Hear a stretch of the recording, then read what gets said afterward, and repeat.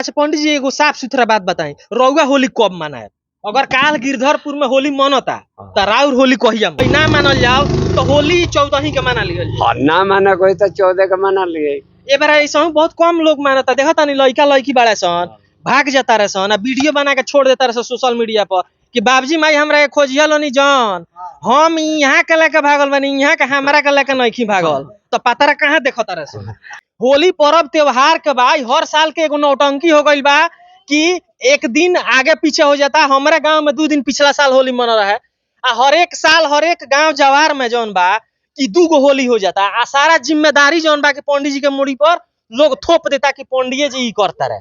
तो पंडित जी बानी हमारा साथ है काजी पंडित जी, माने का ड्रामा का नौटंकी लागल बा कि हर साल होली 2 गो हो जाता।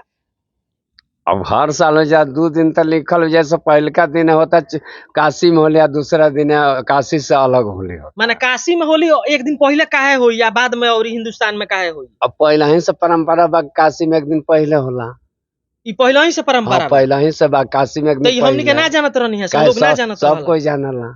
अरे होलिका दहन आज होई 13 तारीख के, तो 14 के बिहान भइला होली है, इहे नु लोग जानत रहला। हमनियो के इहे जानत ना, सबे जानता है एक दिन पहले काशी में होली हो जाला, काशी से अन्यत्र होली माने काशी से अलग होली बिहान भइला होला। त ई पतरा में केंगा लिखले बा माने कब होली मनावे के बा, कब होलिका दहन होई, एमे लिखले होई नु। पतरा में तो लिखता बा कि आज 13 तारीख है ना। हां 13 मार्च जी देखी ए पतरवा देखइयो एने लिखाल का देखइयो तने ए दिन लिखता नु 10:37 तक भाद्रा बा। अच्छा भाद्रा जैसे उतरला होलिका दहन होला। अच्छा तो लिखा था 10:37 के बाद माने होलिका दहन हुई। भाद्रा बाद लिखा था है होलिका दहन। होलिका दहन हाँ होलिका माने आज के डेट में 10:37 के बाद होलिका दहन कब कइल जा सकता। अच्छा 10:37 के बाद। तो आज तो होलिका दहन 13 मार्च के हो गई। काल 14 मार्च के देखिए पूर्णिमा भी बा। पूर्णिमा अभी देखा होता है 11:12 तक दिन में, ओकरा बाद से कम हो जाता है। तो लगे लेके देखिए लिखल का देखिए पूर्णिमा स्नान काशी में होली लिखल बा। काशी में होली 14 तारीख। आप 15 के दिखाई तो 15 मार्च के देखिए 15 मार्च हो गए। लिखा था अन्यत्र होली बसंत उत्सव होली में मान काशी से अन्यत्र होली 15 मार्च के देखा होता। काशी से अन्यत्र माने दूसरा जगह होली 15 मार्च के। काशी छोड़ा के और सब जगह होली माने 15 मार्च के। ई रउआ घरे नखन स्पेशल छपाईली? हमरा घर कहां से छपाई? कैलेंडरवा में ठाकुर प्रसाद कैलेंडरवा में 14 ही के देखावता। लेकिन है तो ठाकुर प्रसाद के पंचांग बा। अच्छा ये ठाकुर प्रसाद के हां गूगल लोकल में आई माने महावीर पंचांग। अच्छा ई तो अलग पंचांग होगा, एहू में उहे बात बा। एहू में उहे बात बा। दोनों पत्रा में एके बात बा, एके बात लिखल बा। तो ई लोग हाला कइले बा कि 14 ही के होली है। अब लोग के समझ में बा कि आज होलिका दहन हो गइल त कल होली मना लहल जाई बस। तनी माने ओने शनिचर हो जाता तनी बुझते बानी खाओ कुछ लोग कुछ लोग यो खाए पिए ला लोग बा, इहो लोग सोचता है कि सुख ठीक रही या शनिचर ठीक ना रही खाए पिए खातिर। ज्यादा परसेंटेज तो वही लोग माने अगर एकरा के नइखा मानल जात तो ना मानल जाओ तो होली 14 ही के मना लिहल जाए। ना माना कोई तो 14 के मना लिए।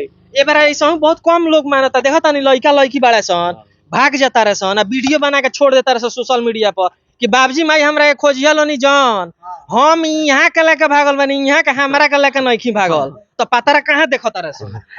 एहू में देखे महावीर पंचांग है नु। एहू में 10:37 के बाद होलिका दहन लिखा था नु। होलिका दहन यहाँ लिखा था 14 मार्च के तो काशी होली, काशी में होली लिखा था ना।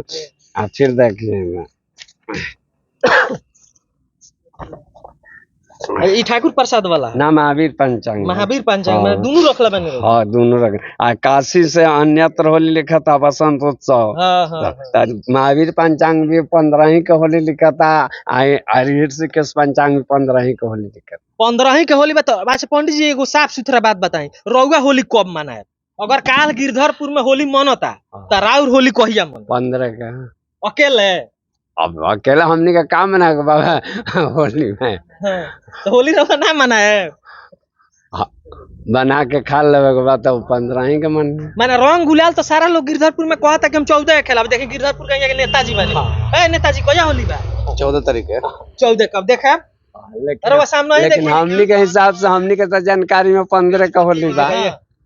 ये भी पंडित जी हैं। 10:44 के बाद में होलिका दहन का शुभ आरंभ। ये भी पंडित जी हैं। अच्छा ठीक है, पंडित जी हैं। रउआ गाँव में होली कहिया बा? 14 तारीख को। होली काका जी रउआ गाँव में कहिया होली बा? 14 तारीख के। हैं? 14 के। 14 के होली हाँ।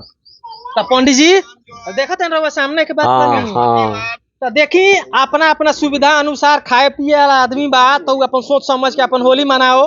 बाकी पतरा में जौन लिखल बा उ 15 ही के लिखल बा, एमे कहीं दूर आए नहीं है।